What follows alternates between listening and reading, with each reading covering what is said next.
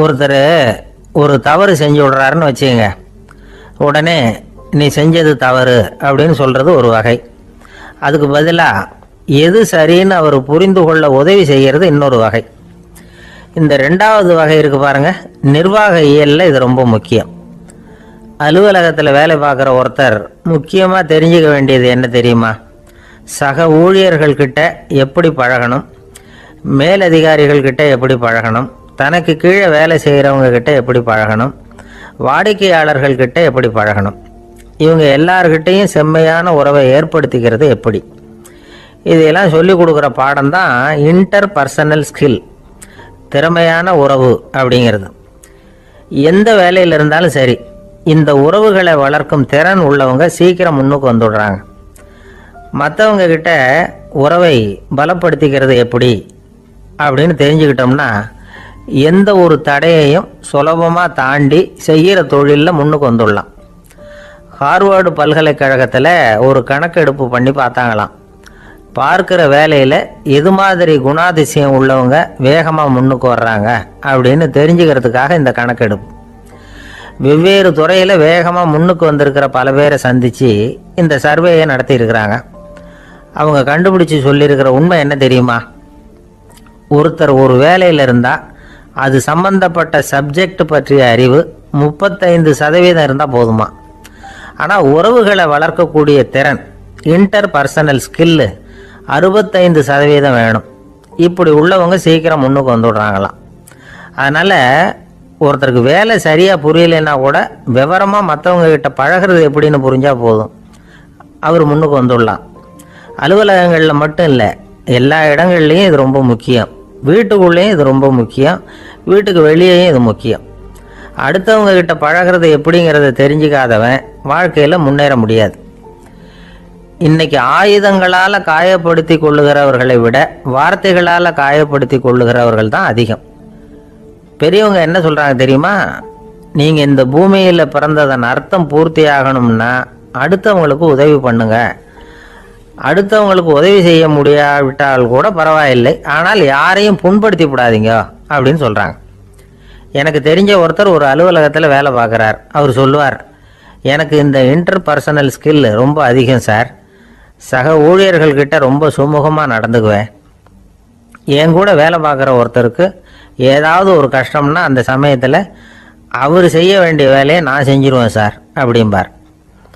நான் அவர்கிட்ட சமீபத்தில் அப்படி ஏதாவது செஞ்சுருக்கீங்களா அப்படின்னு கேட்டேன். செஞ்சுருக்கேன் சார். போன வாரம் புதன்கிழமை ஆஃபீஸில் என் பக்கத்து சீட்டுக்காரருக்கு வயிற்று வலி. உடனே நான் மெடிக்கல் லீவ் போட்டுவிட்டு எங்கள் வீட்டுக்கு போயிட்டேன் சார் அப்படின்னார்.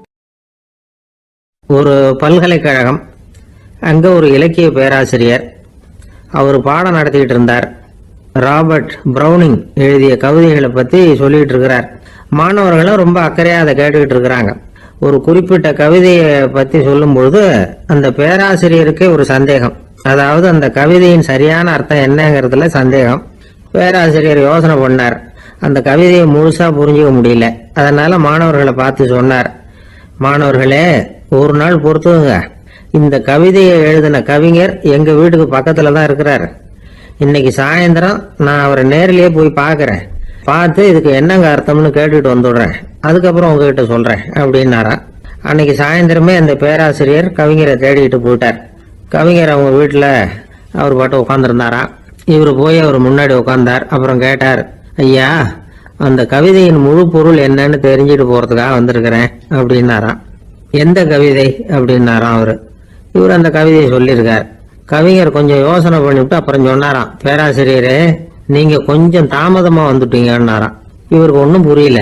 நீங்கள் என்ன சொல்கிறீங்க? நான் தாமதமாக வந்துட்டேன்னா? நீங்கள் தான் உயிரோடு இருக்கிறீங்களே, அப்படி இருக்கும்போது நான் தாமதமாக வந்துட்டேன்னா அது தானத்தில் சிறந்தது எது அப்படின்னு ஒரு கேள்வியை கேட்டு, தானத்தில் சிறந்தது நிதானம் அப்படின்னு அதுக்கு ஒரு பதிலும் சொல்கிறவங்க உண்டு. நிதானம் ரொம்ப அவசியம். அதுவும் இன்றைய உலகத்துக்கு ரொம்ப அவசியம். இன்றைக்கி உலகம் ரொம்ப பரபரப்பாக போய்கிட்டு இருக்குது. பொறுமையாக இருக்கணும்னு நினைக்கிறவங்களால கூட அப்படி இருக்க முடியறதில்ல. பொறுமையை சோதிக்கிறது மாதிரி பல சம்பவங்கள், அதையெல்லாம் சந்திச்சே தீர வேண்டியிருக்குது. எங்கே போனாலும் க்யூவில் நிற்க வேண்டியிருக்குது. எங்கே போனாலும் காத்துக்கிட்டு இருக்க வேண்டியிருக்கு. ஆஃபீஸ்லேயோ வீட்லேயோ கூட நீங்கள் நிதானமாக பொறுமையாக நடந்துக்க தெரியலன்னா உங்களுக்கு சிடுமூஞ்சி முசுடு இப்படிலாம் பேர் வச்சுருவாங்க. அது உங்களுக்கு தேவையா? சரி, வாழ்க்கையில் பொறுமைசாலின்னு பேர் வாங்கிறதுக்கு என்ன வழி? முதல் பாயிண்ட், நீங்கள் நினைக்கிறது, எதிர்பார்க்கறது, செய்கிறது எல்லாமே 100% கரெக்டாக நடக்கணும்னு ஆசைப்படக்கூடாது. எதுவாக இருந்தாலும் அதில் ஓரளவுக்கு தவறு நடக்கலாம் அப்படிங்கிறத எதிர்பார்த்தே இருக்கணும்.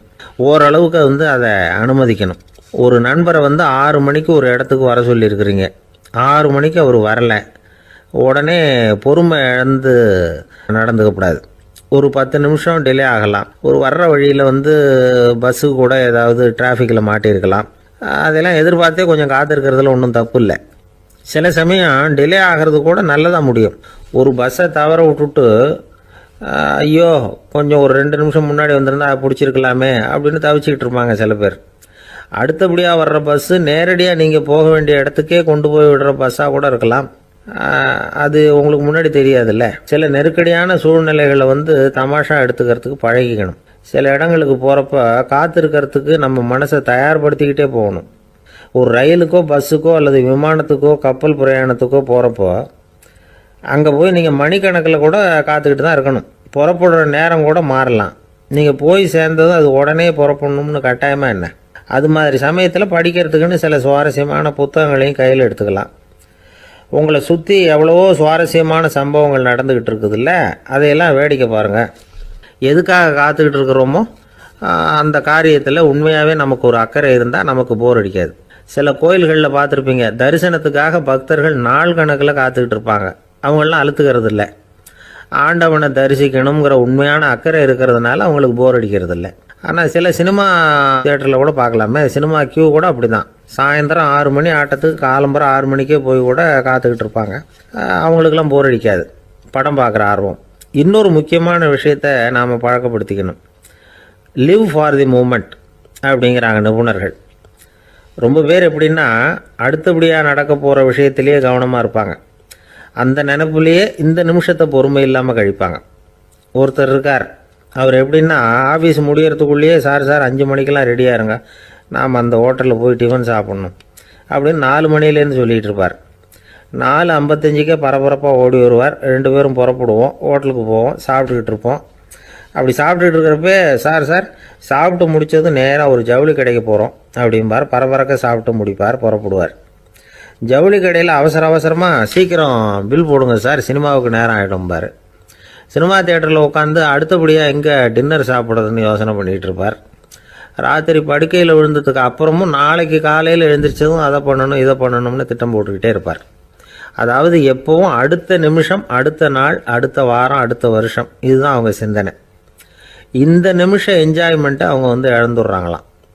அதனால தான் வாழ்நாள் பூரா பொறுமையின்மை, அவஸ்தை, அல்லல். அதனால் நாம் எல்லாரும் வாழ்க்கையில் நிதானமாக இருக்கிறதுக்கு கற்றுக்கணுமா. அதுக்காக இந்த நிதானத்துக்கு வேறு விதமான அர்த்தம் பண்ணிக்கக்கூடாது. ஒருத்தர் அப்படித்தான் ஒரு தடவை அவருடைய குதிரை காணாமல் போயிட்டு தான். அதுக்காக அவர் கவலைப்படலை, நிம்மதியாக இருந்தார், சந்தோஷமாக இருந்தார். என்ன சார் இது, உங்கள் குதிரை திருட்டு போயிட்டுதுங்கிறீங்க, நீங்கள் கவலைப்படாமல் இருக்கிறீங்களே அப்படின்னு கேட்டாங்களாம். அதுக்கு அவர் சொல்லியிருக்கார், நல்ல வேலை சார், கட்டியிருந்த குதிரை காணாமல் போயிருக்குது. நான் அது மேலே உட்காந்துருக்கிற சமயம் அது காணாமல் போயிருந்ததுன்னா, திருட்டு போயிருந்ததுன்னா நானும் சேர்ந்தில் காணாமல் போயிருப்பேன் அப்படின்னாராம். எவ்வளவு நிதானமான ஆள் பாருங்கள். கப்பல் கடலில் போய்கிட்டு இருக்கு. புயல், சூறாவளி, அலையெல்லாம் பெருசாக ரொம்ப உயரமாக உண்டாகுது. கடுமையான காற்றிலேயும் வேகமான அலைகள்லேயும் சிக்கி அந்த கப்பல் தடுமாறுது. திசை மாறி போச்சு. எந்த பக்கம் போயிட்டு இருக்கிறோம்னே தெரியல. அந்த கப்பலை செலுத்திக்கிட்டு இருந்த மாலுமி ரொம்ப சாமர்த்தியமாக செயல்பட்டார். தன்னுடைய அறிவாற்றலையும் திறமையையும் முழுமையாக பயன்படுத்தினார். அந்த கப்பலை கட்டுப்படுத்தினார். மெதுவாக அந்த சூறாவளியிலிருந்து கப்பலை காப்பாற்றி கரைக்கு கொண்டுட்டு சேர்த்துட்டார். மாலுமின்னு ஒருத்தர் இருந்ததுனால அந்த மரக்கலம் காப்பாற்றப்பட்டது. மாலுமின்னு ஒருத்தர் இல்லைன்னு வச்சுக்கோங்க, அந்த கப்பலோட கதி என்னவா இருக்கும் யோசிச்சு பாருங்க. ஒரு கோபக்காரனுடைய நிலைமையும் அப்படித்தானா.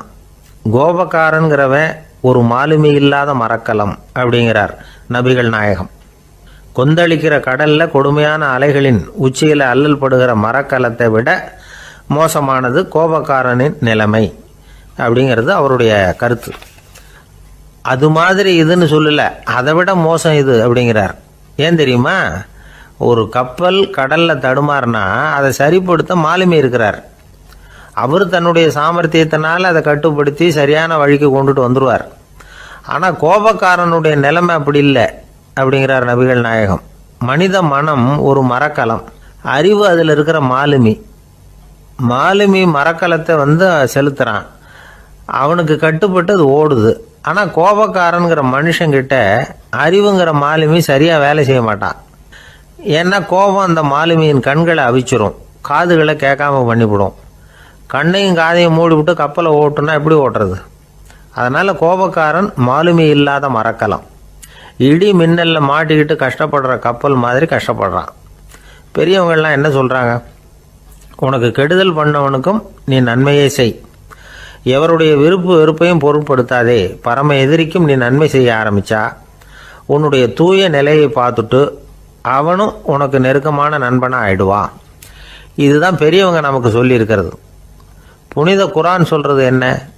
தீமையை நன்மையை கொண்டே நீர் தடுத்து கொள்ளும் அப்படின்னு சொல்லப்பட்டிருக்கு. அதில் இன்னா செய்தாரை ஒருத்தல் அவர் நாண நன்னயம் செய்து விடல் அப்படிங்கிறார் திருவள்ளுவர். செல்வந்தர் ஒருத்தர்கிட்ட ஒரு சிறுவன் ஆடு மேய்ச்சிக்கிட்டு இருந்தானா. பெரியவர் அவனை கூப்பிட்டு, நீ நேராக போய் ஒரு ஆட்டில் உள்ள ரொம்ப நல்ல பகுதி எதுவோ அதை எடுத்துக்கிட்டு வா அப்படின்னாரான். இவன் போனான். ஒரு ஆட்டு உடம்புல இருந்த நாக்கு, இருதயம், இது ரெண்டையும் எடுத்துகிட்டு கொடுத்தானான். பெரியவர் வாங்கி பார்த்தார். அதுக்கப்புறம் இப்போ நீ போய் இன்னொரு ஆட்டில் இருக்கிற ரொம்ப கெட்ட பகுதி எதுவோ அதை எடுத்துகிட்டு வா அப்படின்னாரான். இவன் போய் எடுத்துகிட்டு வந்தான். அவன் கையில் இருந்தது மறுபடியும் அதே மாதிரி நாக்கு, இருதயம், இது ரெண்டும் தான். என்னது இப்பவும் அதையே கொண்டுட்டு வந்திருக்கிற அப்படின்னாரான் பெரியவர். இவன் சொன்னானா, ஒரு உடம்புல உள்ள ரொம்ப நல்ல பொருளும் இதுதான், ரொம்ப கெட்ட பொருளும் இதுதான் அப்படின்னானா. இளம் வயசில் இப்படி பதில் சொன்னவர் தான் பேரறிஞர் லுக்மானுல் ஹக்கீம் அவர்கள். கோபப்படாமல் இருந்தால் இது ரெண்டும் நல்லா வேலை செய்யும், கோபப்பட்டால் இது ரெண்டும் மோசமாக வேலை செய்யும். அதை புரிஞ்சுக்கிறதுக்காகத்தான் இன்றைக்கி இந்த தகவல். கோபம் வந்துட்டால் நாம் என்ன செய்கிறோங்கிறது நமக்கே தெரியாது. ஒருத்தர் டாக்டர்கிட்ட போனார் அவசரமாக. டாக்டர், எனக்கு இப்போ கடுமையான கோப வெறி, எனக்கு கண்ணு மண்ணு ஒன்றும் புரியல, உடனடியாக அதை கட்டுப்படுத்தணும், உடனே இதுக்கு ஏதாவது ஒரு மாத்திரை கொடுங்க ப்ளீஸ் அப்படின்னார். அந்த டாக்டரும் உடனே ஒரு மாத்திரையை கொடுத்து, இதை உடனே போடுங்க, நான் தண்ணி கொண்டுகிட்டு வரேன்னு உள்ளே போனார். தண்ணியோடு திரும்பி வந்தார். இவர் சொன்னார், டாக்டர், நீங்கள் கொடுத்த மாத்திரை ரொம்ப பெருசாக இருந்தது, இருந்தாலும் கஷ்டப்பட்டு முழுங்கிட்டேன்னார். டாக்டர் சந்தேகத்தோடு மேசையை பார்க்குறார். பார்த்தா மாத்திரை அங்கேயே இருக்குது, பேப்பர் வெயிட்டை காணல். காலை நேரம், கடற்கரை ஓரம், காலை வீசிக்கிட்டு கையை வீசிக்கிட்டு ஏதோ சண்டைக்கு போகிற சிப்பாய் மாதிரி எல்லாரும் நடந்து போயிட்டு இருக்கிறாங்க. நடைப்பயிற்சி. அதில் நமக்கு தெரிஞ்ச ஒருத்தர் எதிரில் வந்தார் ரொம்ப வேகமாக. என்ன சார் வாக்கிங்க அப்படின்னு கேட்டோம். அவரால் ஆமாம்னு பதில் சொல்ல முடியல, அவ்வளவு கஷ்டம். மூச்சு விடுறதுக்கே வாயை திறந்து மூடிக்கிட்டு இருக்கிறார். எங்கே பேசுறது? கொஞ்சம் நின்று நிதானித்து மூச்சு விட்டுட்டு அதுக்கப்புறம் சொன்னார் ஆமாம் அப்படின்னு. என்ன சார் இவ்வளவு வேகம்னோ? உங்கள் பேச்சை கேட்டுவிட்டு தான் சார் நடக்க ஆரம்பித்தோம். நீங்கள் தான் அடிக்கடி சொல்லிக்கிட்டு இருந்தீங்க நடக்கிறது நல்லதுன்னு. அன்னையிலேருந்து ஆரம்பிச்சுட்டேன், ஆனால் ரொம்ப கஷ்டமாக இருக்குது சார். இப்போ பாருங்கள், உங்கள்கிட்ட சுலபமாக பேசக்கூட முடியல, மூச்சு வாங்குது, உடம்பு கூட வலிக்கிறது மாதிரி இருக்குது அப்படின்னு அவர் பாட்டுக்கு பேச ஆரம்பிச்சிட்டார். உங்களை யார் சார் இவ்வளவு வேகமாக நடக்க சொன்னது? வேகத்தை குறைங்க, மெதுவாக நடங்க அப்படின்னோம். நீங்கள் நடக்கிறதுனால என்னென்ன சௌகரியம்னு அன்னைக்கு சொன்னீங்களே தவிர சௌகரியமாக நடக்கிறது எப்படின்னு சொல்லலையே அப்படின்னார் அவர். இன்னமும் லேசாக மூச்சு வாங்கிக்கிட்டே சொன்னால் கூட இவர் சொல்கிறதுலேயே ஒரு நியாயம் இருக்குது. அதனால் இந்த நடைப்பயிற்சி பண்ணுறவங்க கவனிக்க வேண்டிய சில முக்கியமான குறிப்புகள் இருக்குது. அது என்னென்னங்கிறத அவங்க தெரிஞ்சுக்கணும். அது தெரிஞ்சு வச்சுக்கிறது நல்லது. இதெல்லாம் மருத்துவ நிபுணர்கள் சொல்கிற குறிப்புகள். அவங்க என்ன சொல்கிறாங்க தெரியுமா? உங்கள் வயசு 40க்கு மேலேயா? உங்கள் எடை இருக்க வேண்டியதை விட 10 கிலோ அதிகமாக இருக்குதா? நீங்கள் புகை பிடிக்கிறவரா? இதய நோய், இரத்த நாள நோய், உயர் ரத்த அழுத்தம் இப்படி ஏதாவது உங்களுக்கு உண்டா? அப்படின்னா நீங்கள் உங்கள் இஷ்டத்துக்கு வரிஞ்சு கட்டிக்கிட்டு நடைப்பயிற்சி பண்ண ஆரம்பிச்சிடாதீங்க. முதல்ல ஒரு மருத்துவ பரிசோதனை பண்ணிக்கோங்க, அதுதான் நல்லது அப்படின்னு அவங்க சொல்கிறாங்க. நடக்கிறப்போ, உடற்பயிற்சி செய்கிறப்போ மார்பு பகுதியில் அல்லது வேறு எங்கேயாவது தொடர்ந்து வலி இருந்ததுன்னா பயிற்சியை நிறுத்தி விட்டு டாக்டரை போய் பார்க்கணும். நடைப்பயிற்சி பண்ணுறப்போ உங்கள் சக்திக்கு தகுந்த மாதிரி மெதுவாக அதிக கஷ்டம் இல்லாமல் முன்னேறலாம். அங்கே என்ன போட்டியாக வைக்கிறாங்க, முந்திக்கிட்டு போய் என்ன பண்ண போகிறோம், பரிசா வாங்க போகிறோம்.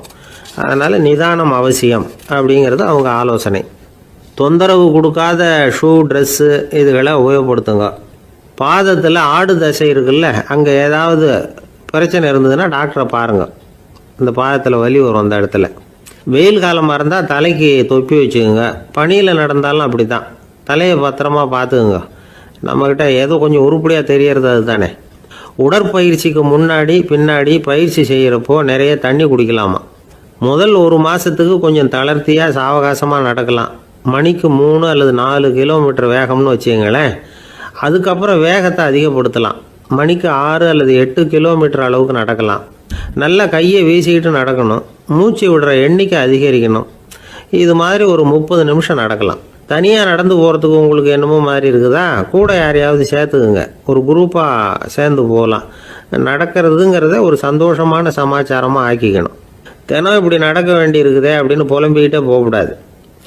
சில பேர் நடக்கிறப்போ கடந்த காலத்தை அசை போட்டுக்கிட்டே போவாங்க. சில பேர் வருங்காலத்தை அசை போட்டுக்கிட்டே போவாங்க.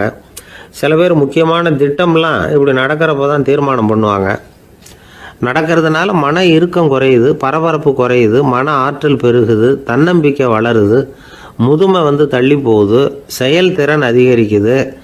இதை தவிர உடம்புக்கும் பல விதமான சௌகரியங்கள் ஏற்படுது. அதனால் இது வரைக்கும் நடக்க ஆரம்பிக்காதவங்க இனிமேல் இந்த குறிப்புகளை கவனத்தில் வச்சுக்கிட்டு நடக்க ஆரம்பிச்சுடலாம். சார்லஸ் லேம்ப் அப்படின்னு ஆங்கில இலக்கிய மேதை ஒருத்தர், அவர் ஒரு தரம் உடம்பு சரியில்லைன்னு டாக்டர்கிட்ட போனாராம். டாக்டர் அவரை பார்த்துட்டு, நீங்கள் தினமும் காலையில் வெறும் வயத்தில் நடக்கணும் அப்படின்னாராம். வெறும் வயத்தில் நடக்கிறதுக்கு நான் தயார், ஆனால் வயிறு கிடைக்கணுமே சார், யார் வயத்து மேலே நடக்கிறது டாக்டர் அப்படின்னு கேட்டாராம் இவர். ஒரு ஊரில் ஒரு மன்னர் இருந்தார். ஒரு நாள் அவருடைய அரசவைக்கு ஒரு ஓவியன் வந்தான். அவன் சீனா தேசத்திலிருந்து வந்தவன், தாவோ சிந்தனையாளன். அவன் அங்கே மன்னர் முன்னாடி நிற்கிறான். யாரும் செய்ய முடியாத ஒரு காரியத்தை என்னால் செய்ய முடியும்னா. இவன் இப்படி சொன்னதை கேட்டதும் ஏற்கனவே அங்கே இருந்த அரசவை ஓவியன் ஒருத்தனுக்கு கோபம் வந்துட்டுது. இதோ பாரு, இப்படிலாம் பேசக்கூடாது, நான் வேணும்னா உன்னுடைய சவாலை ஏற்றுக்கிறேன் அப்படின்னா. நாம் 2 பேரும் ஓவியம் தீட்டுவோம், அதை பார்த்துட்டு நம்ம 2 பேரில் யார் சிறந்த ஓவியன் அப்படிங்கிறத மன்னரே தீர்மானம் செய்யிட்டோம், என்ன சொல்கிற அப்படின்னு கேட்டான் அவன். அவனும் சரின்னு ஒத்துக்கிட்டான். போட்டி ஆரம்பமாச்சு. அரசர் அவங்களுக்கு 2 சுவர்களை ஒதுக்கி கொடுத்தார். 6 மாத காலம் அவகாசம் கொடுத்தார். 2 ஓவியர்களும் அவங்கவங்க வேலையை ஆரம்பித்தாங்க. இரவு பகலாக வேலை செய்ய ஆரம்பிச்சுட்டாங்க. 6 மாதம் முடிஞ்சது. அரசர் பார்த்தார். முதல்ல தன்னுடைய அரசவை ஓவியர் தீட்டியிருந்த ஓவியத்தை பார்த்தார். ரொம்ப பிரமாதமாக இருந்தது, பாராட்டினார். இதோ பாரு, உன்னுடைய ஓவியம் அற்புதமாக இருக்கு, உயிரோட்டம் உள்ளதாக இருக்குது, கலையின் உச்சமே இதுதான், இதை விட சிறந்த ஒரு ஓவியத்தை வேற யாராலையும் படைக்க முடியாது அப்படின்னார். அதுக்கப்புறம் அந்த சீன ஓவியன்கிட்ட போனார். எங்க உன்னுடைய ஓவியம்னு கேட்டார். திரைச்சீலையை விலக்கி விட்டு பாருங்கன்னா. மன்னர் அந்த திரைச்சீலையை விளக்குனார். உள்ள ஓவியம் இருக்க வேண்டிய இடம் கண்ணாடி மாதிரி தெரிஞ்சுது. அவன் அந்த 6 மாச காலமா அந்த சுவரை தேய்ச்சி தேய்ச்சி கண்ணாடி மாதிரி ஆக்கி வச்சிருக்கிறான். அதுக்கு நேராக எதிர் சுவரில் அரசவை ஓவியம் தீட்டின ஓவியம் இருக்கு. அது எதிரில் இருந்த இந்த கண்ணாடியில் பட்டு பிரதிபலிக்குது. மன்னர் யோசனை பண்ண ஆரம்பிச்சார். அப்புறம் அந்த சீன ஓவியனை பார்த்து கேட்டார், இதை பாரு, நீ என்னுடைய ஆளை தோற்கடிச்சுட்ட அப்படிங்கிறதுல சந்தேகம் இல்லை, ஆனாலும் எங்களை ஏமாத்தி இருக்கிற, எந்த ஓவியமும் நீ வரையிலையே அப்படின்னார். அரசே, இதுதான் உண்மையான ஓவியம், உயிருள்ள ஓவியம். இது மனோபாவங்களை பிரதிபலிக்கும், மாறுகின்ற காலங்களை அப்படியே காட்டும் அப்படின்னா அந்த சீன ஓவியன். கையால வரைகிற ஓவியங்கள்ல சலனம் இல்லை, கண்ணாடி அப்படி கிடையாது, சக்தியின் ஓட்டம் அதுல எப்பவும் இருந்துகிட்டே இருக்கும். கண்ணாடி மட்டுமே ஜீவன் உள்ள ஓவியமா இருக்க முடியுங்கிறத அந்த சீன ஓவியன் தெரிஞ்சு வச்சிருந்தான். ஏன்னா அவன் ஒரு தாவோ சிந்தனையாளன். ஒவ்வொரு குழந்தையும் இந்த கண்ணாடியோட தான் பிறக்குது. ஆனால் நாம் என்ன செய்கிறோம்னா ஓவியங்களை கண்ணாடி மீது பதிப்பிச்சு விடுறோம். கண்ணாடி நம்மளை பிரதிபலிக்குது. நம்முடைய அழகோ அவலட்சணமோ கண்ணாடியை பாதிக்கிறது இல்லை. ஏன்னா அதுக்கு மனம் கிடையாது. கடந்து போன வினாடியை பற்றி அது சிந்திக்கிறது இல்லை. அடுத்த கணத்தை பற்றின எதிர்பார்ப்பும் அதுகிட்ட கிடையாது. அதுதான் பற்றற்ற நிலை. மனிதனுக்கு தேவைப்படுறது அதுதான். கண்ணாடி கிட்ட இருந்து நாம் கற்றுக்கொள்ள வேண்டிய பாடம் இது. வாழ்க்கையில் மனிதர்களை நேசிக்கலாம், உலகின் அழகையெல்லாம் பிரதிபலிக்கலாம், ஆனால் எதையும் பற்றி கொண்டு விடக்கூடாது அப்படிங்கிறது பெரியவர்கள் அறிவுரை. துயரம்ங்கிறது பற்றுக்களின் சாயை. கண்ணாடி முன்னாடி நிற்கிறப்போவெல்லாம் நமக்கு இந்த ஞாபகம் வரணுமா. ஒரு குடும்ப தலைவர் ஒரு நாள் காலையில் விடிஞ்சு எழுந்திரிச்சதும் சத்தம் போட்டார். யார் இந்த கருங்குரங்கு படத்தை என் ரூமில் கொண்டாந்து மாட்டி வச்சது அப்படின்னு கத்தினார். சமையல் கட்டிலிருந்து மனைவி பதில் சொன்னாங்க, தூக்க கலக்கத்தில் உளராதிங்க, நல்லா பாருங்க, அது படம் கிடையாது, முகம் பார்க்குற கண்ணாடி அப்படின்னாங்க. ஆஃபீஸில் வேலை பார்க்குற ஒருத்தர் வந்தார். பேசாமல் ஒரு 10 நாள் லீவு போட்டுடலாமா பார்க்குறேன் அப்படின்னார். ஏன்னு கேட்டோம். என்னுடைய மேலதிகாரி ஒரு முசுடு சார், அவர்கிட்ட வேலை பார்க்குறது ரொம்ப கஷ்டமாக இருக்குது அப்படின்னார். ஆஃபீஸில் வேலை பார்க்குறவங்கெல்லாம் ஒரு விஷயத்தை நல்லா ஞாபகத்தில் வச்சுக்கணும். மேலதிகாரிங்கிறவர் ஒரு பெரிய மகான் இல்லை, அவரும் ஒரு மானிட பிறவி தான். சராசரி மனுஷனுக்குள்ள பலம் பலவீனம் ரெண்டும் அவருக்கும் உண்டு.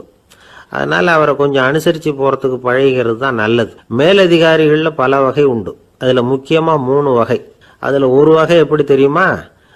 உங்களை ஒரு வேலை செய்கிற மெஷினாக மட்டுமே நினைக்கக்கூடிய வகை. இவங்கெல்லாம் எப்படின்னா, எங்கேயாவது வெளியூர் போயிருந்தா கூட அங்கேருந்து ஃபோன் பண்ணுவாங்க, அந்த வேலை என்னாச்சு, இந்த வேலை என்னாச்சு அப்படின்னு. இவங்களுக்கெல்லாம் உங்கள் நலனை பற்றியோ உங்கள் குடும்பத்தை பற்றியோ அக்கறை இருக்காது. நீங்கள் சொல்கிற யோசனை எதுவும் இவங்ககிட்ட எடுபடாது. கொடுத்த வேலையை பாரு, நீ எனக்கு புத்தி சொல்ல வேணாம் அப்படிம்பாங்க. இவங்களை அனுசரித்து போகிறதுக்கு ஒரே வழி, இவங்க எதை சொன்னாலும் சரின்னு சொல்லிவிட்டு வேலையை கவனிக்க வேண்டியது தான். இவங்ககிட்ட வேற எந்த கேள்வியும் கேட்டுக்கிட்டு இருக்கக்கூடாது. ஆமா சாமி போடுறது கௌரவ குறைச்சல் இல்லை, அது ஒரு அலுவலக சௌகரியம், அவ்வளவுதான். இன்னொரு வகையான மேலதிகாரிகள் எப்படி தெரியுமா? இவங்கெல்லாம் ஆபீஸ் வேலையை பற்றி அதிகமாக கவலைப்பட்டுக்கிட்டு இருக்க மாட்டாங்க. தங்களுடைய சொந்த இமேஜ் பாதிக்கப்படக்கூடாதுங்கிறதுலயே கவனமாக இருப்பாங்க. இவங்கெல்லாம் அடிக்கடி உங்கள் நலனை விசாரிப்பாங்க. அதே மாதிரி நீங்களும் அவரை விசாரிக்கணும்னு எதிர்பார்ப்பாங்க. இந்த ரக அதிகாரிகளுக்கெல்லாம் புது வருட வாழ்த்து அனுப்பலாம், பிறந்தநாள் வாழ்த்து அனுப்பலாம். அவருக்கு எங்கேயாவது ஒரு பாராட்டு விழா நடந்தால் முதல் வரிசையில் போய் உட்காந்து உங்கள் முகத்தை காட்டலாம். ஆபீஸ் வேலையை மட்டுமே பார்க்குற பணியாளர்கள் இது மாதிரி அதிகாரிகள் கிட்ட நல்ல பேர் வாங்க முடியாது. இன்னொரு வகையான மேலதிகாரிகள் உண்டு. அவங்க எப்படின்னா, ஆபீஸ் வேலையை பற்றியும் கவலைப்பட மாட்டாங்க, தனக்கு கீழே வேலை பார்க்குறவங்கள பற்றியும் கவலைப்பட மாட்டாங்க. எக்காரணம் கொண்டும் தன்னுடைய பொசிஷனுக்கு ஆபத்து வந்துடக்கூடாதுன்னே நினைக்கக்கூடியவங்க இவங்க. இவங்களால கடுமையான வேலை செய்யவும் முடியாது, தீர்மானிக்கவும் முடியாது. எந்த முடிவையும் எடுக்காம அப்படியே தள்ளி போட்டுக்கிட்டே போடுவாங்க எல்லாத்தையும். இதனால என்ன ஆகும்னா, இவருக்கு கீழே வேலை பார்க்குற உங்களுக்கு பொறுப்பு அதிகமாயிடும். இவங்க கிட்ட போய் பிரச்சனையை மட்டும் சொல்லி பிரயோஜனம் இல்லை, அதுக்கான முடிவுகளை நீங்களே சொல்லணும். அப்போதான் இது மாதிரி அதிகாரிகள் கிட்ட நல்ல பேர் வாங்கலாம். அட்லீஸ்ட் கெட்ட பேர் வாங்காமலாவது காலம் தள்ளலாம். ஆபீஸில் வேலை பார்க்குறவங்க முக்கியமாக சில விஷயங்களை ஞாபகத்தில் வச்சுக்கணும். ஆபீஸில் நடக்கிற நல்லது கெட்டது எதுவாக இருந்தாலும் உடனடியாக மேலதிகாரிகிட்ட தெரிவிக்கிறது நல்லது. 3வது மனிதர் மூலமாக அதை அவர் தெரிஞ்சுக்கிறது அவ்வளவு நல்லதில்லை. எந்த மேலதிகாரியுமே தான் இந்த சர்பாஸ் செய்யப்படுறத விரும்புறதில்லை. அதனால் அவருக்கு தெரியாமல் மேலிடத்துக்கு மணி எழுதி போடக்கூடாது. அப்படி எழுதி போடுறவங்க சில பேர் இருக்கிறாங்க. நீங்களும் உங்கள் மேலதிகாரியும் தொழில் ரீதியாக ஒரே படிப்பு படித்தவராக இருக்கலாம். அப்படி இருந்ததுன்னா அட்ஜஸ்ட் பண்ணி போகிறது கொஞ்சம் கஷ்டம்தான். இதை மனசில் வச்சுக்கிட்டு நடந்துக்கணும். உங்களுக்கும் அவருக்கும் அபிப்பிராய பேதமா, அது அவருக்கும் உங்களுக்கும் உள்ள தனிப்பட்ட பிரச்சனை. அதை விளம்பரப்படுத்திக்கிட்டு இருக்கக்கூடாது, அது அவருடைய கோபத்தை கிளறும். உங்கள் மேலதிகாரி உங்கள் கூட படித்தவராக இருக்கலாம், அதுக்காக அவரை எல்லாருக்கும் முன்னாடி அடைய கிச்சாமி எப்படிடா இருக்க அப்படின்லாம் கேட்டுக்கிட்டு இருக்கக்கூடாது. பொதுவாக யாரும் அதை விரும்புறதில்லை. இவ்வளவையும் உங்கள் மனசில் வச்சுக்கிட்டு கொஞ்சம் சாமர்த்தியமாக நடந்துக்கிட்டீங்கன்னா ஆஃபீஸ் உங்களுக்கு அவஸ்தையாக இருக்காது, ஆனந்தமாக இருக்கும். ஒரு மேலதிகாரி தன்கிட்ட வேலை பார்க்குற ஒருத்தரை பற்றி ரொம்ப பெருமையாக சொன்னாராம். எங்கள் ஆஃபீஸில் எவ்வளவோ பேர் வேலை பார்க்குறாங்க, எல்லாரும் தினமும் ஏதாவது பிரச்சனைகளை சொல்லிகிட்டு இருப்பாங்க. ஆனால் இவர் ஒருத்தர் மட்டும்தான் இது வரைக்கும் என்கிட்ட எந்த பிரச்சனையும் சொன்னதே இல்லை. அவர் பாட்டுக்கு வருவார், வேலை பார்ப்பார், போயிடுவார் அப்படின்னாராம். நான் உடனே அவ்வளவு பெருமைக்குரிய அந்த ஊழியரை பார்த்து கேட்டேன், ஏன்பா உன்னுடைய மேலதிகாரிகிட்ட நீ எந்த பிரச்சனையும் கொண்டுகிட்டு போகிறதே இல்லையாமே அப்படின்னு கேட்டேன். அதுக்கு அவர் சொல்கிறாரு, ஆமாங்க, அது ஏன்னா அவரால் எந்த பிரச்சனையுமே தீர்க்க முடியாதுங்கிறது எனக்கு நல்லா தெரியும். அதனால் அப்படி செய்கிறேன், வேற ஒன்றும் இல்லை அப்படின்னார் ரொம்ப பொறுமையாக. அங்கே ஒரு புதர் தெரியுது இல்லையா, இந்த புதருக்குள்ளே ஒரு சிங்கம் இருக்குது. அந்த பக்கமாக நான் போகிறப்போ வர்றப்போலாம் அது என்கிட்ட ஒம்பு வளர்க்குது, தகராறு செய்யுது, என் மேலே பாயுது, என்னை தாக்குது, ஏன்னு தெரியல அப்படின்னுது. இதை கேட்டதும் அந்த குரங்கு சொல்லிச்சு, இனிமேல் கவலைப்படாத, இந்த தடவை நான் உன்னை காப்பாற்றுறேன்னுது. அதுக்கப்புறம் ஒரு நாள் அந்த குரங்கும் கழுதியும் அந்த புதர் பக்கமாக போய்கிட்டு இருந்தாங்க. எதிர்பார்த்தது மாதிரியே நடந்தது. அந்த சிங்கம் எதிரில் வந்தது, கழுதியை பார்த்தது, உடனே அது மேலே பாய ஆரம்பிச்சுட்டுது. அவ்வளவுதான். உடனே இந்த குரங்கு என்ன பண்ணிச்சு தெரியுமா, கிடுகிடுன்னு ஒரு மரத்து மேலே ஏறி உட்காந்துக்கிட்டது. அங்கே உட்காந்துக்கிட்டு கீழே அந்த கழுதியும் சிங்கமும் போடுற சண்டையை வேடிக்கை பார்க்க ஆரம்பிச்சுட்டுது. கொஞ்ச நேரம் கழித்து அடிபட்ட காயத்தோடு அந்த கழுதை மெதுவாக நடந்து வந்தது. குரங்கும் மெல்ல மரத்தை விட்டு கீழே இறங்குச்சு. இப்போ கழுதை கேட்டுது, என்னை காப்பாற்றுறேன்னு சொல்லிவிட்டு காலை வாரி விட்டுட்டியே, நீ பாட்டுக்கு மரத்து மேலே ஏறி உட்காந்துக்கிட்டே, இது நியாயமானது. குரங்கு பரிதாபமாக அதை பார்த்துது. நான் மரத்து மேலே இருந்து நீங்கள் 2 பேரும் சண்டை போட்டதை பார்த்துக்கிட்டு தான் இருந்தேன். உன்னோட சத்தம் தான் அதிகமாக இருந்தது, அது நீ சிரிக்கிற மாதிரி எனக்கு கேட்டுது, அதனால் நீ தான் ஜெயிச்சுக்கிட்டு இருக்க போல இருக்கு அப்படின்னு நினச்சிவிட்டேன்னது. இன்றைக்கி பல பேர் இப்படி தான் இருக்கிறாங்களாம். யார் ஜெயிக்கிறாங்க யார் தோக்குறாங்கங்கிறத முகத்தை பார்த்து கூட கண்டுபிடிக்க முடியறதில்ல, பேசுகிற பேச்சை வச்சு கூட கண்டுபிடிக்க முடியறதில்ல. தோற்கிறவங்க கூட சிரிக்கிற மாதிரி முகத்தை வச்சுக்கிறான். இன்றைய மனிதர்கள்கிட்ட ஏகப்பட்ட முரண்பாடுகள். பொய் முகங்களோட உலவுகிறவர்கள் தான் அதிகம். உண்மை முகம் எங்கே இருக்குது அப்படிங்கிறத புரிஞ்சுக்கிட்டு நண்பர்களை தேர்ந்தெடுக்கணும் அப்படிங்கிறது ஒரு முக்கியமான கருத்து. கடவுள் இந்த உலகத்தை படைச்சு விட்டு அதுக்கப்புறமும் கொஞ்ச நாள் இங்கேயே தங்கியிருந்தாராம். அப்போ தான் அவருக்கு ஒரு உண்மை புரிஞ்சுதான், இந்த உலகத்தில் தங்கி இருக்கிறது எவ்வளவு இடைஞ்சல்னு. தினமும் மனிதர்கள் தேடி வந்து ஏதாவது புகார் சொல்லிக்கிட்டே இருந்தாங்களாம், எனக்கு அது வேணும் இது வேணும்னு கேட்டுக்கிட்டே இருந்தாங்களாம். சில பேர் வந்தாங்க, நாங்கள் வந்து விவசாயம் பண்ணுறோம், தண்ணி இல்லாமல் பயிர் காயுது, எங்களுக்கு மழை வேணும் அப்படின்னாங்க. அவங்க போனதும் அதுக்கப்புறம் சில பேர் வந்தாங்க, நாங்கள் வந்து மண்பானை செய்கிறவங்க, நிறைய பானை செஞ்சு வச்சுருக்குறோம், மழை பெஞ்சால் எல்லாம் கரைஞ்சி வீணாக போயிடும், அதனால் இன்றைக்கி மழை பெய்யக்கூடாதுன்னாங்க. கடவுள் பார்த்தார், அவருக்கு என்ன பண்ணுறதுன்னே தெரியல, ஏகப்பட்ட குழப்பம், தலையை பிச்சுக்கலாம் போல் இருந்தது, கிட்டத்தட்ட பைத்தியம் பிடிக்கிற அளவுக்கு ஆகிட்டுது. எல்லாருடைய ஆசைகளையும் அவரால் நிறைவேற்ற முடியல, ஏன்னா ஒன்றுக்கு ஒன்று முரண்பாடாக இருந்தது. ஒரு நாள் தன்னுடைய அமைச்சரவையை கூட்டி ஆலோசனை கேட்டார், என்ன செய்யலாம்னு சொல்லுங்கன்னார்.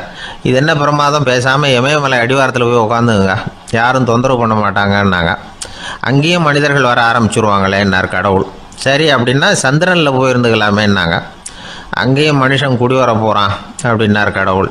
வெகு தூரத்துக்கு அப்பால் உள்ள நட்சத்திர மண்டலத்துக்கு போயிடலான்னாங்க. இதெல்லாம் நிரந்தர தீர்வாகாது, நிரந்தரமாக இந்த மனிதனுடைய தொல்லையிலேருந்து நான் விடுபடணும், அதுக்கு ஏதாவது வழி சொல்லுங்கன்னார் கடவுள். ஒரு வயசான ஆள் வந்தார், கடவுளுக்கு காதோட காதாக ஒரு வழியை சொன்னார். கடவுளுக்கு முகம் மலர்ந்தது, அதுதான் சரி, அப்படியே செஞ்சுடலான்னார். அந்த ஆள் சொன்ன ரகசியம் என்ன தெரியுமா, மனிதனால் அடைய முடியாத ஒரு இடம் இருக்குது, அது வேறு எங்கேயும் இல்லை, அவனுக்கு உள்ளே இருக்குது, அங்கே போய் மறைஞ்சிங்க, அதுக்கப்புறம் மனிதர்களால் உங்களுக்கு தொந்தரவு இருக்காதுன்னார். மனிதன் நினைக்காத இடம் அதுதான். அதாவது உள்ளுக்குள்ளே இருக்கிற உண்மையை புரிஞ்சிக்காமல் வெளியில் எங்கேயோ அது இருக்கிறதாக நினச்சி வரட்டிக்கிட்டு அலையிறான் மனுஷன். உள்ளே இருக்கிற உண்மை புரிஞ்சால் நாம் தன்னம்பிக்கையோடு தலை நிமிர்ந்து வாழலாம். வேடிக்கையாக ஒரு கதை சொல்லுவாங்க, இதை பாருங்கள், நம்ம பையன் எங்கே பணம் வச்சாலும் எடுத்து விட்றான், என்ன பண்ணுறதுன்னாங்க அம்மா. அப்பா கொஞ்சம் நேரம் யோசனை பண்ணார், அதுக்கப்புறம் சொன்னார், அவன் கண்ணில் படாத இடமா நம்ம வீட்டில் இருக்கிறது ஒரே இடம் தான், அங்கே பணத்தை வை திருட்டு போகாதுன்னார். அது எந்த இடம்னு கேட்டாங்க. அதுதான் அவன் பாட புஸ்தகம், அதில் வச்சிரு, அவன் தொடவே மாட்டான், பாட புத்தகத்தை தொடாமல் பரீட்சையில் வெற்றி பெற முடியாது அப்படிங்கிறத புரிஞ்சுக்கணும். உள்ளே இருக்கிற உண்மையை தொடாமல் வாழ்க்கையில் வெற்றி பெற முடியாது. அதனால் உண்மையை புரிஞ்சுக்கிட்டால் வாழ்க்கையில் வெற்றி நிச்சயம். வாழ்க்கையில் ரொம்பவும் அடிபட்டு அல்லல் பட்டுக்கிட்டு இருக்கிற ஒருத்தர் வந்தார். மனசு ரொம்பவும் நொந்து போய் பேசினார். இந்த உலகத்தில் மனுஷனாக பிறந்ததை விட மாடாக பிறந்திருக்கலாம் சார் அப்படின்னார். திடீர்னு வந்து என்கிட்ட இப்படி சொன்னால் அதுக்கு நான் என்னங்க பண்ண முடியும் அப்படின்னேன். உங்ககிட்ட வரணும்னு தோணுச்சு, அதனால் வந்தேன் அப்படின்னார். சரிங்க, இப்படி ஒரு யோசனை வந்ததுக்கு என்ன காரணம் அப்படின்னு சொல்லி அவர்கிட்ட கேட்டேன். அதுக்கு அவர் சொன்னார், என் பையனுக்கு வேலை தேடுறேன் கிடைக்கல, பொண்ணுக்கு மாப்பிள்ளை தேடுறேன் கிடைக்கல, வீடு கட்டுறதுக்கு கடன் கேட்குறேன் கிடைக்கல, மாடாக பிறந்திருந்தா இது மாதிரி கவலையெல்லாம் கிடையாதுல்ல, பேசாமல் வைக்கோலை தின்னுக்கிட்டு அசை போட்டுக்கிட்டே கடந்து விடலாமே அப்படின்னார் அலட்சியமாக. அதுக்கப்புறம் தான் அவர் சொன்ன கருத்தை நானும் கொஞ்சம் அசை போட ஆரம்பித்தேன் மனசுக்குள்ளே. இப்போது இயற்கையை பொறுத்த வரைக்கும் அது நாம் எல்லாரும் மகிழ்ச்சியாக வாழணும் அப்படின்னு தான் விரும்புது. விலங்குகள், பறவைகள், தாவரங்கள், அப்புறம் மற்ற உயிரினங்கள் எல்லாமும் நல்லபடியாக இருக்கணும் அப்படிங்கிறது தான் இயற்கையோட விருப்பம். அதில் ஒன்றும் சந்தேகம் இல்லை. இயற்கையோட அமைப்பை கொஞ்சம் கவனித்து பார்த்தா அதை நாம் நல்லா புரிஞ்சுக்கலாம். இருந்தாலும் இந்த ஆள் சொன்னதை கேட்ட பிறகு தான் ஒரு முக்கியமான வேறுபாடு புரிஞ்சுது. அதாவது இந்த உலகத்தில் உள்ள முக்கியமான பிரச்சனைகள் 6. அந்த 6 பிரச்சனைகளும் ஆடு மாடுகளுக்கு கிடையாது, மரம் செடி கொடிகளுக்கு கிடையாது. ஆனால் மனுஷன் அந்த 6 பிரச்சனைகளையும் சந்திக்க வேண்டியிருக்கு. சரி, அந்த 6 பிரச்சனைகள் என்னென்ன தெரியுமா? முதல்ல இந்த ஆடு மாடுலாம் நமக்குன்னு சொந்தமாக ஒரு வீடு இல்லையே அப்படின்னு கவலைப்பட்டுக்கிட்டு இருக்கிறதில்ல. ஆனால் மனிதனுக்கு வீடு தேவைப்படுது. இது ஒரு வித்தியாசம். இப்போ 2வது பிரச்சனை என்னென்னா ஆடை பிரச்சனை. ஒரு கோழியோ சேவலோ நாம் போட்டுக்கிறதுக்கு ஒரு சட்டை இல்லையே அப்படின்னு கவலைப்படுறதில்ல. ஆனால் மனுஷனுக்கு அந்த கவலை உண்டு. சரி, இப்போ 3வது என்னன்னு பார்த்தா கல்வி பிரச்சனை. ஒரு பசுமாடு கவலையோடு நின்றுக்கிட்டு இருக்கு அப்படின்னு வச்சுக்குவோம். நீங்கள் அதுக்கிட்ட போய் ஏன் பசுமாடை கவலையோடு நின்றுக்கிட்டு இருக்கிற அப்படின்னு கேட்குறீங்க. என் கண்ணுக்குட்டிக்கு எல்கேஜியில் இடம் கிடைக்கல, டொனேஷன் கொடுக்கறதுக்கு கையில் பணமும் கிடையாது, சிபாரிசுக்கு யாரை பிடிக்கிறதுன்னு தெரியல, இப்படியா சொல்லிகிட்டு இருக்கோம். அதுக்கு அந்த கவலையெல்லாம் கிடையாது. ஆனால் மனிதனுக்கு அந்த கவலை உண்டு. 4வது என்னன்னு பார்த்தீங்கன்னா வேலை வாய்ப்பு பிரச்சனை. வேலை கிடைக்கலையே அப்படின்னு வேப்ப மரம் கவலைப்படுறதில்ல, ஆனால் மனுஷன் கவலைப்படுறான். 5வது என்னன்னு பார்த்தா கல்யாண பிரச்சனை. எருமை மாடு, பசு மாடு எல்லாம் பொண்ணுக்கு மாப்பிள்ளை தேடிட்டாலே இது பேப்பரில் மணமகன் தேவை அப்படின்னு விளம்பரமாக கொடுக்குது, அதெல்லாம் கிடையாது. 6வது என்னன்னு பார்த்தீங்கன்னா பணம் சம்பந்தமான பிரச்சனை. ஆடு மாடுலாம் பணத்தை சேமிக்கணும்னோ ஏதாவது நிதி நிறுவனத்தில் முதலீடு பண்ணணும்னோ நினச்சிக்கிட்டு இருக்கிறதில்ல. பணத்தை எப்படி காப்பாற்றுறது அப்படிங்கிற கவலையும் அதுகளுக்கு கிடையாது. குதிரை குளம்போடு பிறக்குது, அதனால் அது காடு மேடெல்லாம் கவலை இல்லாமல் தெரியலாம். ஆடு உடம்புல ரோமத்தோடு பிறக்குது, அதனால் அது குளிரை பற்றி கவலைப்பட வேண்டிய அவசியம் இல்லை. ஆனால் மனுஷனை பார்த்திங்கன்னா அவன் தான் ஒன்றும் இல்லாமல் பிறக்கிறான். ஏன் இந்த பாகுபாடு அப்படின்னு கேட்டால் இதை பற்றி கொஞ்சம் சிந்திச்சு பார்க்கணும். அதாவது இந்த சந்தேகத்தை ஒரு பெரியவர்கிட்டையும் கேட்டேன். அவர் சொன்னார் இதுக்கு பதில். அவர் இதே கேள்வியை இயற்கை கிட்ட கேட்டாராம். இயற்கை பதில் சொல்லிச்சான். வேற யாருக்கும் கொடுக்காத ஒரு வலுவான கருவியை, ஒரு பவர்ஃபுல் வெப்பன் மனுஷனுக்கு கொடுத்துருக்கிறேன்னு, அந்த கருவியை உபயோகப்படுத்தி அந்த 6 பிரச்சனை மட்டும் இல்லை, 6 கோடி பிரச்சனைகள் இருந்தாலும் அதையெல்லாம் சமாளிக்கலாம். அது கருவி என்ன தெரியுமா? அதுதான் 6வது அறிவு. அதை உபயோகப்படுத்தினா காலுக்கு செருப்பு தயார் பண்ணிக்கலாம், குளிருக்கு போர்வை தயார் பண்ணிக்கலாம், என்ன வேணும்னாலும் செய்யலாம் அப்படின்னு இயற்கை பதில் சொல்லிச்சான். அதனால் நாம் செய்ய வேண்டியது என்னென்னா இயற்கையை முதல்ல சரியாக புரிஞ்சுக்கணும். இயற்கையின் படைப்பையே நாம் சரியாக புரிஞ்சுக்கிறது இல்லையா, அதுதான் வேதனை. இந்த கதையை கேளுங்க. இப்போ நகரத்திலேருந்து ஒரு ஆள் கிராமத்துக்கு வந்தான். அங்கே ஒரு சிறுவன் மாடு மேய்ச்சிக்கிட்டு இருந்தான். நகரத்து ஆள் சொன்னான், எவ்வளோ அழகான பசு, அது சரி இதுக்கெல்லாம் ஏன் கொம்பு இல்லைன்னா. இதுக்கு அந்த பையன் பதில் சொன்னான், பசுமாட்டுக்கு கொம்பு இல்லாததுக்கு பல காரணங்கள் உண்டு. கண்ணுக்குட்டியாக இருந்தால் கொம்பு இருக்காது, பசு வளர்ந்து பெருசானதுக்கு அப்புறம் தான் கொம்பு முளைக்கும், இது ஒரு காரணம். சில சமயம் வளர்கிற கொம்பை எடுத்து விடுறது உண்டு, அது ஒரு காரணம். ஆனால் இதுக்கு ஏன் கொம்பு இல்லைன்னு கேட்குறீங்க, அதுக்கு என்ன காரணம்னா இது பசு இல்லை குதிரை அப்படின்னானா. ஜெருசலேம் அங்கே உள்ள ஒரு தேவாலயம், அதில் உள்ள பலிபீடத்தின் முன்னாடி ஒரு பெட்டி உண்டு. அது காணிக்கை பெட்டி. ஆலயத்துக்கு வர்றவங்க பிரார்த்தனை பண்ணிவிட்டு திரும்பி போகிற சமயத்தில் அந்த பெட்டியில் காணிக்கை போடுவாங்க. அவங்களால எவ்வளவு முடியுமோ அவ்வளவு போடுறது வழக்கம். அவங்கவுங்க வசதிக்கு தகுந்த மாதிரி போடுவாங்க. வசதி உள்ளவங்களாக இருந்தாலும் சரி, வசதியே இல்லாத வறியவர்களாக இருந்தாலும் சரி, ஆலய காணிக்கை பெட்டியில் காசு போடுறது அவங்களுக்கு ரொம்ப பெருமையான ஒரு செயல். ஒரு சமயம் இயேசு தம்முடைய சீடர்களோடு அந்த ஆலயத்துக்கு வர்றார். அங்கே உட்காந்து ரொம்ப நேரம் வழிபாடு பண்ணிகிட்டு இருக்கிறார். சீடர்களும் அந்த ஜபத்தில் கலந்துக்கிட்டாங்க. வழிபாடு முடிஞ்சுது. இயேசு உட்காந்துருக்கிறார். காணிக்கை பெட்டியில் காசு போடுறவங்கள கவனிக்கிறார். சீடர்களும் அதையே கவனிச்சுக்கிட்டு இருக்கிறாங்க. ரொம்ப பேர் வரிசையாக வந்தாங்க. அவங்களால முடிஞ்ச அளவுக்கு காசு போட்டுட்டு அவங்க பாட்டுக்கு போய்கிட்டு இருக்கிறாங்க.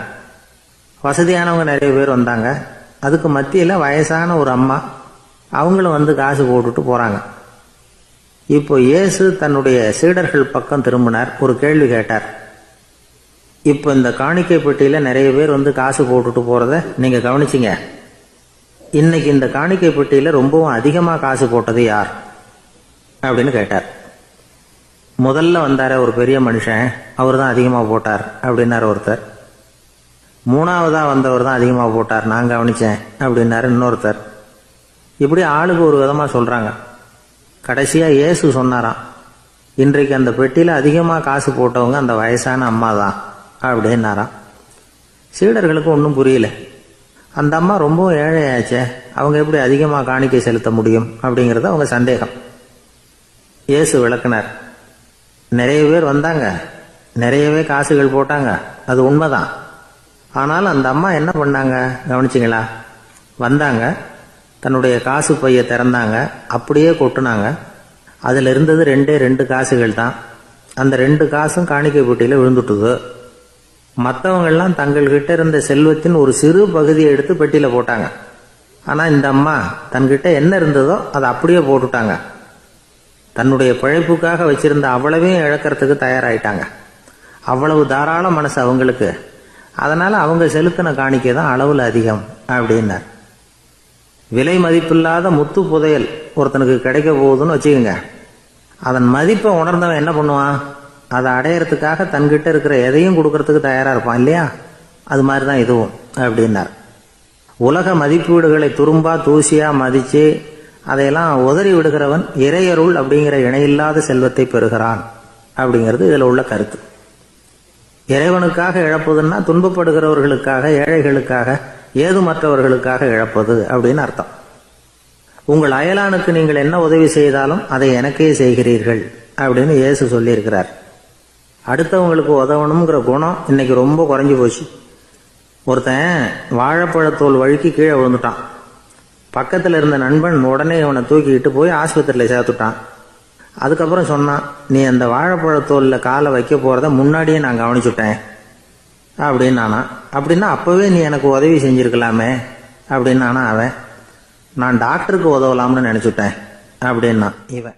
அர்ஜுனன் கேட்ட கேள்விக்கெல்லாம் பகவான் கண்ணன் வந்து பதில் சொன்னார். அதுக்கு பேர் பகவத்கீதை. அதே மாதிரி உத்தவன் கேட்ட கேள்விக்கும் அவர் பதில் சொல்லியிருக்கிறார். அதுக்கு என்ன பேருனா உத்தவ கீதைன்னு பேர். அது சரி, உத்தவன்னா யார்? கண்ணனுக்கு சின்ன வயசுலேருந்தே தேர் ஓட்டிக்கிட்டு இருந்தவன் அவன் தான். குருஷேத்திர போர் முடிஞ்சது. அதர்மத்தை அழித்து தர்மத்தை நிலைநாட்டி தர்மனுக்கு முடிச்சு விட்டினார் கண்ணபிரான். அதுக்கப்புறம் துவாரகைக்கு திரும்பினார். தான் வந்த காரியம் முடிஞ்சது. அதனால் இளமையிலிருந்தே தனக்கு தேரோட்டியா இருந்து வந்த உத்தவனை கூப்பிட்டார். இதை பாருப்பா, உனக்கு வேணுங்கிறத கேளுன்னார்.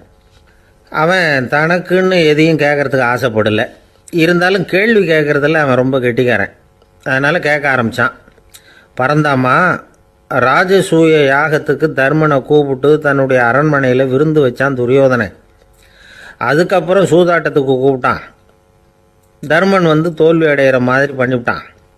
நீங்கள் தான் முக்காலமும் உணர்ந்தவராச்சே, சூதாட்டத்தில் தர்மர் ஜெயிக்கிறது மாதிரி பண்ணியிருக்கக்கூடாதா? இந்த பகடக்காயை உருட்டுறப்போ நீங்கள் எதிர்பார்த்தது விழற மாதிரி பண்ணியிருக்கலாமே. சரி, அதுதான் இல்லை. வேடிக்கை பார்த்துக்கிட்டு இருந்த பீமன், அர்ஜுனன், நகுலன், சகாதேவன் இவங்களையும் பணையம் வச்சு ஆடுறப்போவாவது காப்பாற்றிருக்கலாம். அதையும் நீங்கள் செய்யலை. பாவம் அந்த அவல பொண்ணு, ஒன்றும் புரியாத ஒன்றும் தெரியாத அந்த உன்னுடைய சகோதரி திரௌபதி, அந்த பொண்ணை வந்து துச்சாதனன் இழுத்துக்கிட்டு வந்து துகில் உரிகிற கட்டத்தில் காப்பாற்றினியே. இது நியாயமா, முறையா, அறமா? இதுதான் உத்தவன் கேட்ட கேள்வி. இதுக்கு பரந்தாமன் பதில் சொல்கிறார். அப்படி கேள் உத்தவா. தருமனை வந்து துரியோதனன் வந்து சூதாட அழைக்கும் பொழுது என்ன சொன்னான் தெரியுமா?